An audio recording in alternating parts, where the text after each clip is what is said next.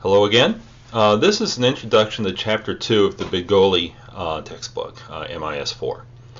Now, Chapter 2, typically I don't spend much time on this chapter because the bulk of the chapter covers information that you really should already have been exposed to. Perhaps in the introduction to a computer applications course you've taken, something along those lines. This is the chapter we talk about the nuts and bolts of computers. Okay, we talk about bits and bytes, we talk about the central processing unit, we talk about input devices, output devices, memory devices, so on and so forth. Okay, so I would say the bulk of the chapter contains information that you are really familiar with already.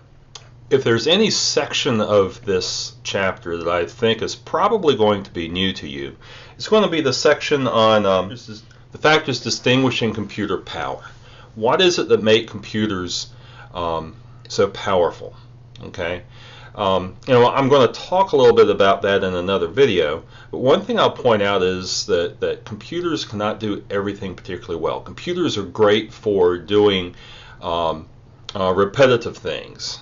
Okay, but there's a lot that we as human beings still bring to the table. We're still superior to computers in a number of areas, and we'll talk about that a little bit in a subsequent video. Okay, so that's one point that's particularly important. The other is perhaps the major types of software. Understand the concept of an application. An application is something that you use software for. Frequently we'll talk about applications in terms of them being software packages.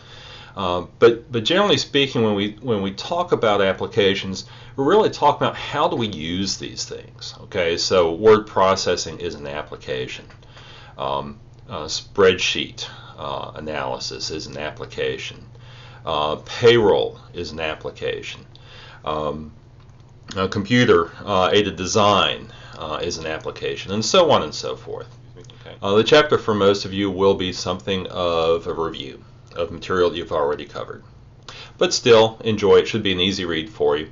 And then be sure to do your assignments. Okay. Talk to you later. Bye.